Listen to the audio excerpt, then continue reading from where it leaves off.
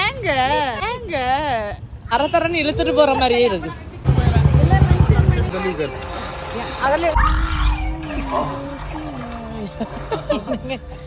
எங்க இங்க பாருங்க, அவ்வளவுதானா? இன்னும் இருக்கு மக்களே.